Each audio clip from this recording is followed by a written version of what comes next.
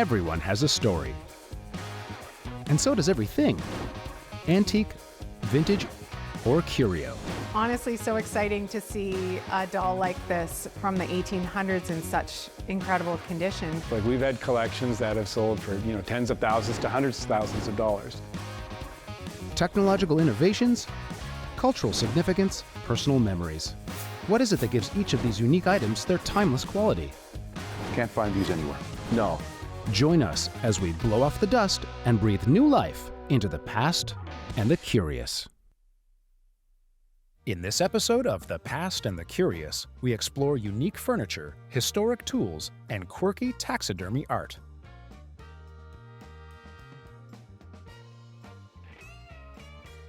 Discover the functionality of a vintage hand pump. Practice of welding goes back thousands of years. There's even examples where this has taken place 7500 BC.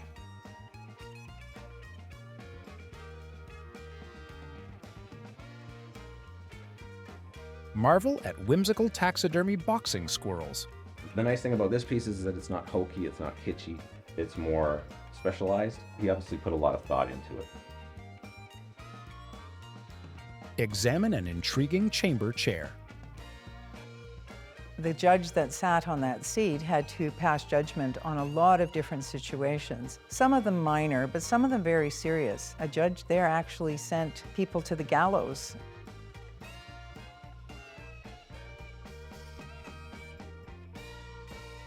My name is Vic Jacuti, and I brought in a judge's chamber chair. The chair was given to me 50 years ago, and I know very little about it.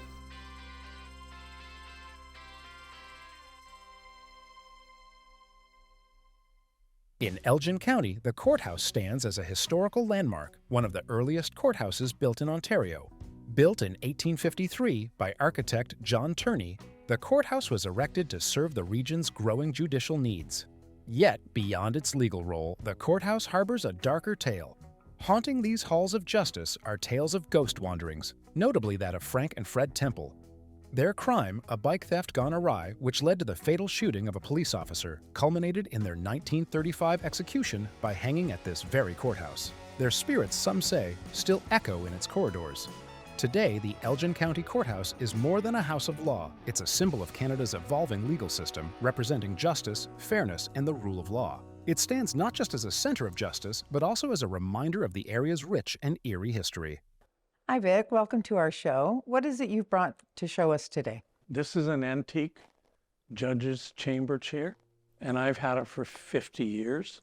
How did it come into your possession? Way back then, I had a friend, and his father was an antique dealer. Their family had a little bit of an issue, and I was able to assist them. And in return, I was given this antique chair. So when you received the chair, was it basically together, or was it really in chunks? It was in pieces. This top part was on its own. The backrest was on its own. These knobs were on their own. So Vic, why did you bring the chair on the show today? I'm very interested in knowing the history. I know very little about this chair.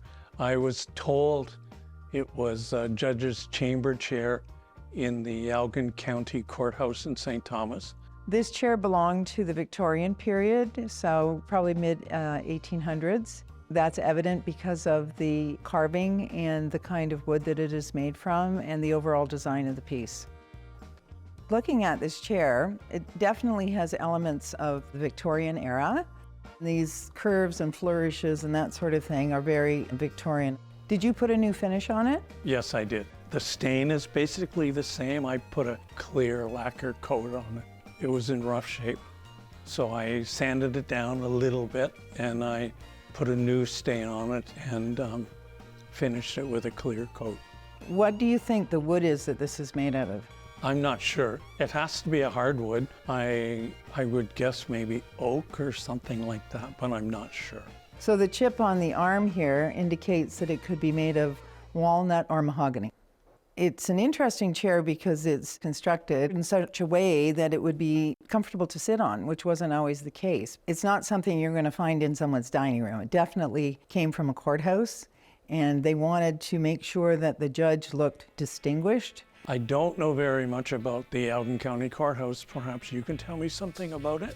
Well, I understand it is a federal courthouse. It was constructed in 1854, and there was a major fire there in 1898, and the building had to be rebuilt, and more water damage than anything else. It took off the roof of the building.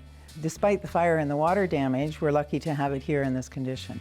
One of the interesting things about this chair is that it comes from a courthouse. And the judge that sat on that seat had to pass judgment on a lot of different situations.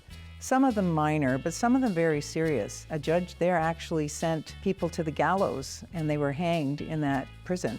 They say that there's a ghost still that haunts the courthouse, and there have been strange happenings noted by the people who work there. So there's still some mystery behind that ghost, and whether it was the first person that was hanged there or perhaps the last, because there were a few.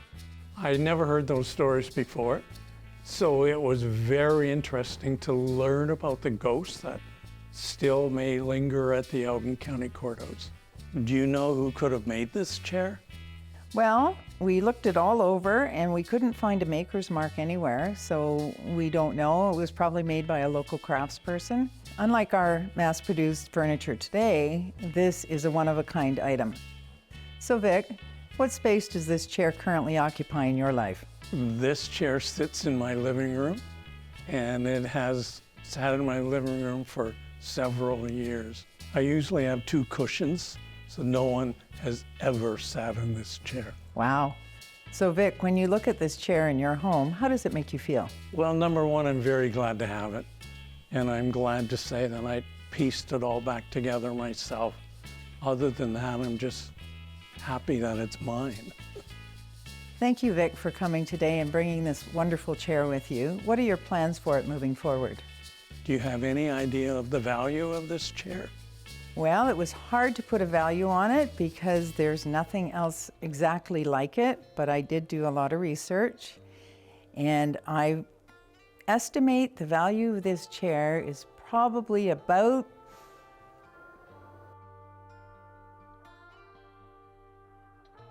$2,000. Wow. Linda, that's pretty much what I thought. And this chair is definitely going home with me. You won't be parting with it then? Absolutely not. That's only fair. This has been with you for quite some time. I'm glad you're going to keep it in your home, and I'm really glad you're not going to let anyone sit on it. Thank you very much. Thanks, Vic, for coming on the show and bringing this marvelous chair with you. Thank you very much. I've learned a lot about the chair and a lot about the courthouse. Thank you. I learned more today about the crown on the back of the chair. That was interesting.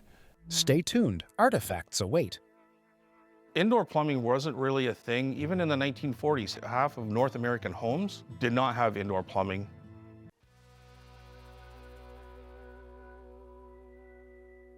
My name is Tim Biddle, and I brought in a water pump. I think it was just sort of a connection with my wife being on a farm for all the years, so she kind of liked it, so decided to buy it and bring it home for a thing for ornament. This journey begins about 8,500 years ago in Cyprus, where evidence of some of the earliest dug wells are found.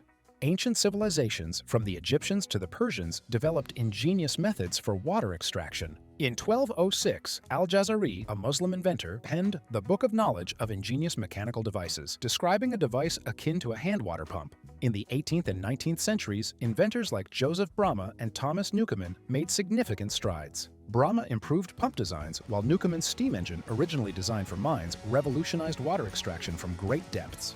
The Beatty brothers, hailing from Fergus, Ontario, were key figures in the advancement of agricultural and domestic tools in the late 19th and early 20th centuries. Their hand pump represents a significant chapter in the history of water extraction technology. Well, thanks for coming in today, Tim. Can you tell us what you brought us?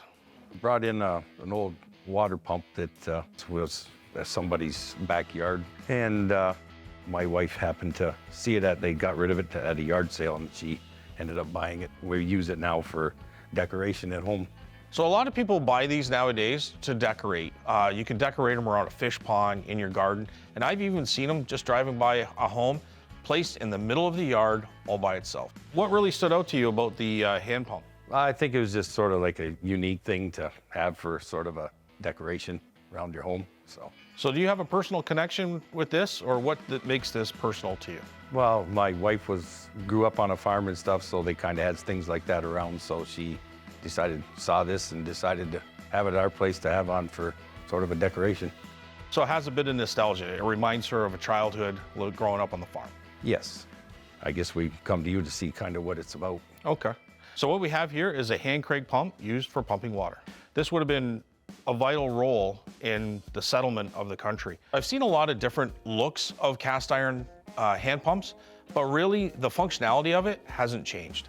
So how it works here is we have a couple of valves, and it really is just about sucking the water from a long pipe that goes down to the water table. And that water is pulled up just by the motion of pulling this up and down, and it pumps water out into a pail or whatever contraption you want to put the water in. When I look at this label here, and made in Canada, I believe this is a Beatty product. Now, Beatty was founded in 1874 by the Beatty brothers and was a major manufacturer of farm equipment, barn equipment, and household appliances. So water pumps like these were actually a very substantial, low-cost way of getting clean, safe water. And they really played a vital role in the development of North America. Over time, these have developed myths about wells pumps. And there's myths that these wells the water has healing powers, and that there's ghosts that live in these wells. And others believe that there's ghosts at the bottom of the wells. So I've seen a lot of different looks of cast iron hand pumps, but really the functionality of it hasn't changed. The first assembled cast iron hand pump was built in Seneca Falls, New York in 1848. There was such a demand for something like this that manufacturers could not keep up. So most of these wells would have been near the house, near the barn, or positioned right in between. Some of the more deluxe, richer homes would have had these built right inside the home or cabin. So it seems a little odd, but even the 1920s, there was only 1% of the homes that had indoor plumbing. And indoor plumbing wasn't really a thing. Even in the 1940s, half of North American homes did not have indoor plumbing, running water, bathtubs, or flushing toilets. It wasn't until after World War II that indoor plumbing took a real surge. The practice of well digging goes back thousands of years. There's even examples where this has taken place 7,500 BC. So the Egyptians and the Persians have methods of water extractions, so it goes back quite a ways. There are two people that are credited with the modern hand pump. Joseph Bramah, who was known to invent the hydraulic press, and Thomas Newcomen, who was known to invent the Newcomen steam engine. So Tim, can you imagine what it would be like to actually have one of these for the first time in your home? Yeah, I've seen a couple of these pumps around before I was growing up, and I just wondered how kind of rare they would be. Well, they're not overly rare. They do come in different sizes and shapes, and hundreds of thousands of these would have been made because almost every house would have had one. Yep. I've had a couple in my shop before. They were much smaller. I really haven't come across one that looks like this. These things were really meant to last. They're made of a cast iron, and even if they're not functioning right now, they're easy to make functioning. You could sandblast the paint off them, repaint them. Some people just take one of those wire wheels and they'll just clean it up that way. Now, how it works in here is the seals at this time would have been made of leather. So as long as that leather was kept moist through using it all the time, it would have completely functioned. Nowadays, you can actually buy kits, rubber kits, that will fit these for as low as $20. The Beatty Brothers company was known for the quality, and just to look at this and how it's still together and stood the test of time, it's a real testament to that. Hand pumps before this would have been made of wood, and over time they would have deteriorated. Other than that option, you would be going to a well and pulling the water up with a bucket. Are the Beatty Brothers still making hand pumps like this today? Unfortunately, the Beatty Brothers company no longer exists. In 1969, they merged with a company called General Steel Wares. So as a collector appeal, the fact that it was made in Canada is a draw on its own. We got this for our decoration for our garden, so I just wonder why someone else would want one of these. Well, if you had a cabin that was in a secluded area where you didn't have electricity and water running to it, people will install these. Some people just like the fact that you're just getting fresh water out of the ground. And if you lived in a third world country, this would be essential to you. There's a lot of historical value in a piece like this. And the cast iron pump being over 175 years, you can really understand how important it was to the growth of North America. Their contribution to the society is still respected, and we can see that because you have one right now. Thanks so much for bringing this in today, Tim. What's the plan for it going forward? Probably if it starts to get looking old or something, we'll clean it back up, but it'll just be on display at our home. Do you think you'd ever part with this? I don't know. I think it's got value to my wife, so probably not this time. So do you have an idea what this would be worth? I really wouldn't know. When I look at the overall condition, it's actually pretty good condition. In the fact that it's a piece of Canadiana history, I think that a pump like this in this condition would have a value of about between $100 and $125. It's probably okay, but I don't think I would part with it because my wife would probably not want it to happen. I don't blame you. So Tim, thanks so much for bringing this piece of Canadiana history to us today. Oh, I thank you for giving us some information more to learn about it. No problem. So I've seen a lot of cast iron hand pumps, but most of them are much smaller. The fact that this one was as big as it was really stood out to me.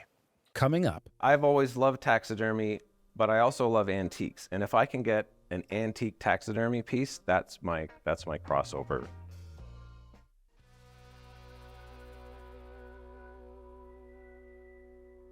I'm Jason Whittington, and I brought in antique taxidermy boxing squirrels. I'm into taxidermy because I've just always been into antiques and vintage and things like that, but taxidermy really tells a story that antiques can't.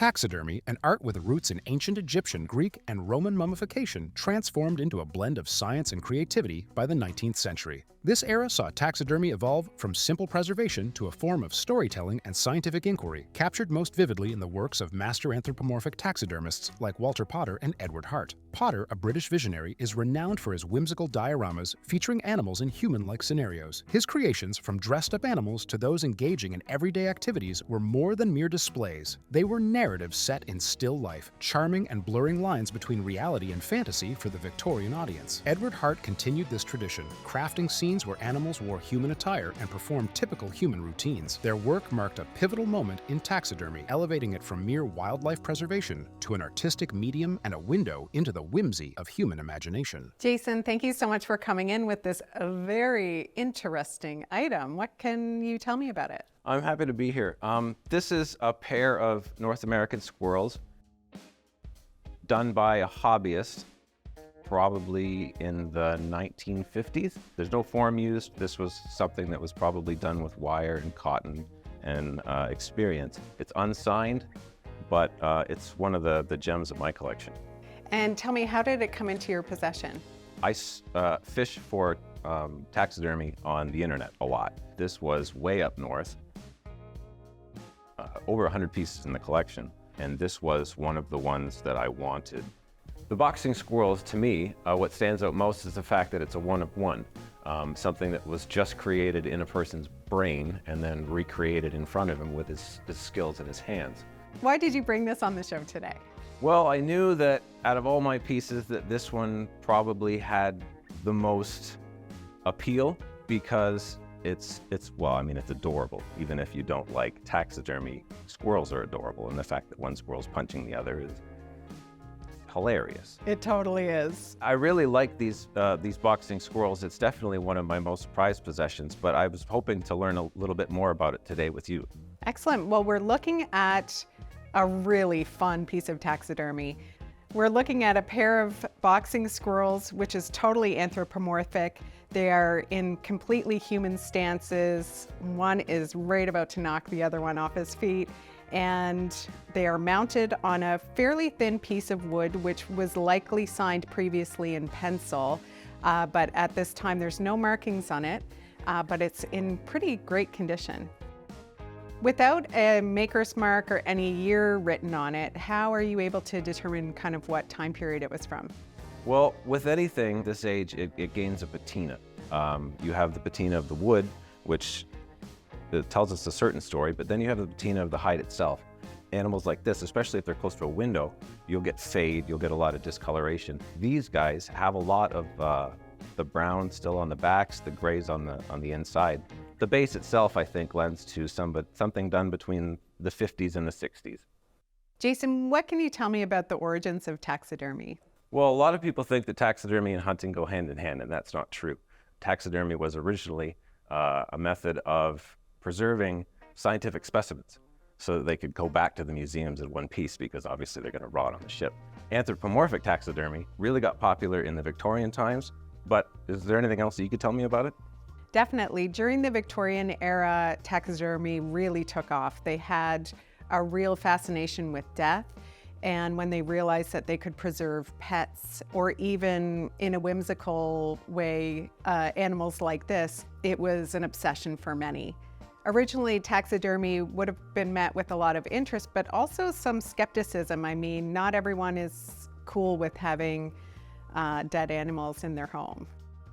As time goes on and natural history museums are beginning to use taxidermy to showcase the history of animals, people are becoming a little more comfortable with them. Definitely. Jason, what can you tell me about how this would have been put together? Well, something like this, because of the positioning, I mean, they don't sell, even in 1950s, they wouldn't have sold a commercial form for something like this. So he would have had to have used wire. There's definitely wire in there, probably some cotton, some sort of preserving agent. As a collector, what makes a piece like this so special to you? I've always loved taxidermy, but I also love antiques. And if I can get an antique taxidermy piece, that's my crossover. That's what I love. And this, because of the age and there's no form, this is a one of one. The nice thing about this piece is that it's not hokey, it's not kitschy, it's more specialized. He obviously put a lot of thought into it. Jason, do you see a lot of modern representations of taxidermy? I do. In my line of work, I run into a lot of people who are running classes and things like that right now, which are very, very popular, especially for anthropomorphic classes. Jason, what space does this occupy in your life? Well, my collection's pretty massive, so anything that's not wall-mounted is having difficulty finding a place for it. But right now, I'm trying to find something that is enclosed in glass to keep it out of the elements a little bit more and away from the insects. But this is definitely one of my most prized possessions, and I definitely keep it at the top of my collection. Jason, thank you so much for coming on today. Tell me, what is the plan for the boxing squirrels moving forward?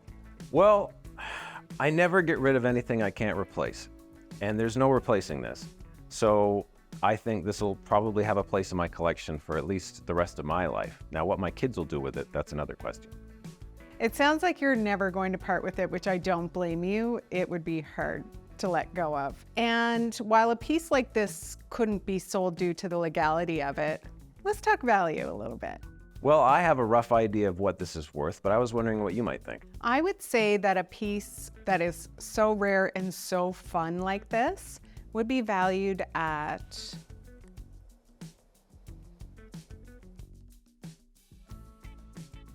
$150 to $200. That sounds good to me. Thanks so much for coming on the show today, Jason, with your magnificent boxing squirrels. Thank you very much for having us. I'm definitely going to keep collecting, but my collection moving forward revolves around things that are easy to dust.